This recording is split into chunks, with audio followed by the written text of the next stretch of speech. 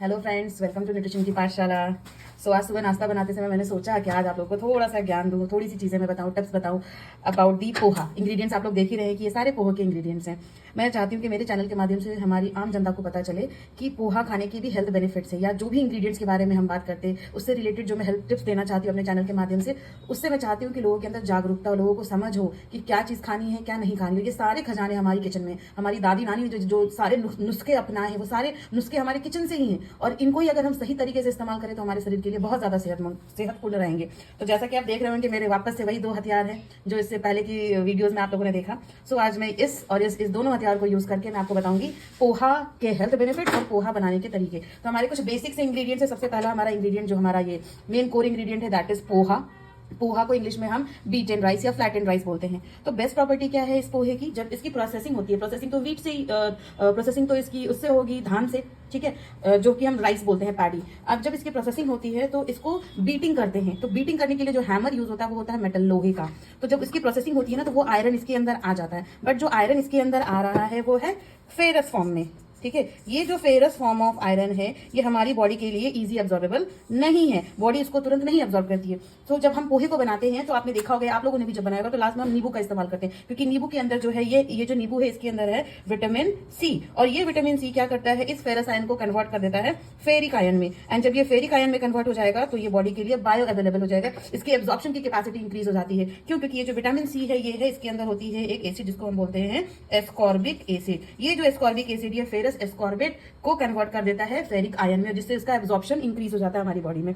दूसरा, अगर आप इंग्रेडिएंट देखिए, तड़का लगाने के लिए हम लोग करी लीव्स यूज करते हैं। ये जो करी लीव्स है, करी पत्ता है, इसके अंदर बड़ी अच्छी प्रॉपर्टीज है। ये हमारा क्या करता है, बीपी को डाउन करता है, साथ में ये डायबिटीज जो मेलाइटस है, टाइप 2 डायबिटिक कंडीशन है, उसको भी रिड्यूस करने में हेल्प करता है। तीसरा, जो लोग वेट लॉस करना चाहते हैं उसमें भी ये बड़ा फायदेमंद है। क्यों? क्योंकि हमारी बॉडी में फाइटोकेमिकल्स ऐसे रिलीज करता है जो कि ऑक्सीडेटिव स्ट्रेस को रिड्यूस करते हैं, और जब ये ऑक्सीडेटिव स्ट्रेस रिड्यूस होता है तो हमारी बॉडी में एक टर्म हम लोग यूज करते हैं जिसको बोलते हैं हम इन्फ्लेमेशन। इन्फ्लेमेशन क्या करता है, हमारी बॉडी में संक्रमण को बढ़ाता है। अब जब इन्फ्लेमेशन होगा, मैं आपको इन्फ्लेमेशन के बारे में थोड़ा बता देती हूँ। ये जो इन्फ्लेमेशन है, इस इन्फ्लेमेशन से हमारी बॉडी में होता है वाटर रिटेंशन। तो सपोज आप देखिए, जैसे मैं ये पोहा ही बोलूं, पोहा बनाने से पहले हम इसको ऑब्वियस से भिगाएंगे तो ये वाटर को एब्जॉर्ब कर लेगा तो थोड़ा सा फूल जाएगा। उसी तरह से हमारी बॉडी में जब वाटर रिटेंशन होता है तो हमारी बॉडी में भी सूजन आती है। तो इन सूजन से फाइट करने के लिए इसके अंदर जो प्रॉपर्टीज है ना, ये प्रॉपर्टीज हेल्प करती हैं। साथ में ही क्या करती हैं, जिनका हाई ब्लड प्रेशर है, ठीक है, जिनका बीपी 150, 200, 180 ऐसे जा रहा है, क्यों? क्योंकि हमारी जो आर्टरीज हैं, जो नसें हैं जिसमें ये खून जा रहा है, वहां पे कहीं ना कहीं प्लैक फॉर्म हो गया, और इसकी वजह से क्या होगा, ब्लड प्रेशर पड़ रहा है इन आर्टरीज की वॉल पे। अब जब ये आर्टरीज की वॉल पे पड़ेगा तो आपका ब्लड प्रेशर हमेशा हायर साइड पे रहेगा, और हाई बीपी आप जानते हैं कहीं ना कहीं रिस्क बढ़ाता है सीवीडी, कार्डियोवास्कुलर डिजीजेज, मतलब दिल से जुड़ी बीमारियों के लिए।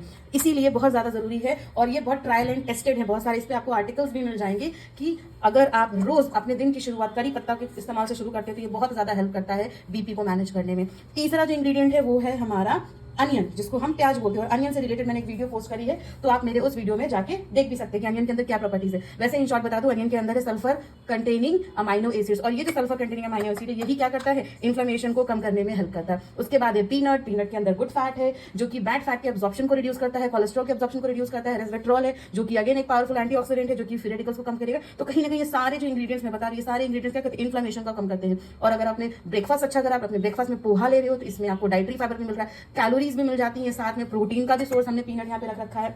इसके साथ देखिए जो हमारा लास्ट में ऐड होने वाला इंग्रेडिएंट है हरी धनिया। ये हरी धनिया क्या करता है, हमारे थायराइड ग्लैंड के जो पैराफॉलिकुलर एक सेल्स होते हैं, कभी मैं डिटेल में बताऊंगी हमारे थायराइड से रिलेटेड इश्यूज के लिए। अगर आप चाहते हैं कि इस पे मैं एक डिटेल वीडियो बनाऊं तो मैं इस धनिया पे एक डिटेल वीडियो बनाऊंगी, जो कि स्टडीज में पाया गया कि वो हेल्प करता है हमारे थायराइड ग्लैंड के हार्मोन को रिलीज करने में, T3, T4 और TSH, इन सबसे रिलेटेड। सो चलिए दोस्तों, अब मैं बताती हूँ कि पोहा बनाते कैसे हैं, और उस पोहा बनाने के ड्यूरेशन में मैं आपको और भी जो जो चीजें इससे रिलेटेड होंगी उसके बारे में बताते जाऊंगी। तो चलिए शुरू करते हैं। हाँ जी, तो ये है हमारा पोहे का, कह सकते हैं कि बेसिक प्रिपरेशन। अब इनको आपको अच्छे प्यार से भूनना, जब हम इसको भूनते हैं तो इसके अंदर के जो फाइटोकेमिकल्स हैं ये सब रिलीज होते हैं, और जब आप इस पोहे का सेवन करोगे तो आपको फाइबर्स भी मिल रहे हैं, कैलोरीज भी मिल रही हैं, फाइटोकेमिकल्स भी मिल रहे हैं।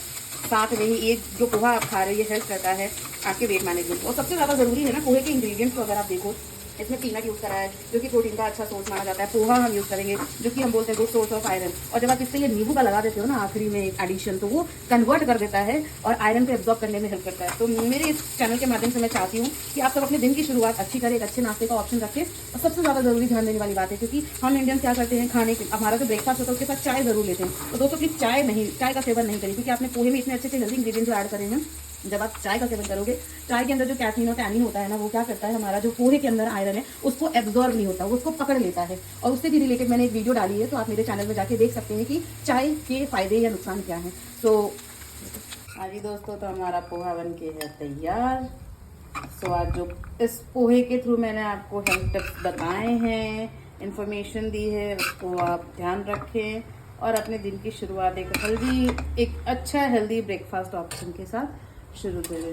और लास्ट में ये नींबू डालना ज़रूर ध्यान रखिएगा, इसको भूलिएगा नहीं। सो ऐसे ही बहुत सारे अपडेट्स हेल्थ टिप्स के लिए हमारे चैनल के साथ जुड़े रहिए। Thank you for watching my video. Please do like, share and subscribe to my channel.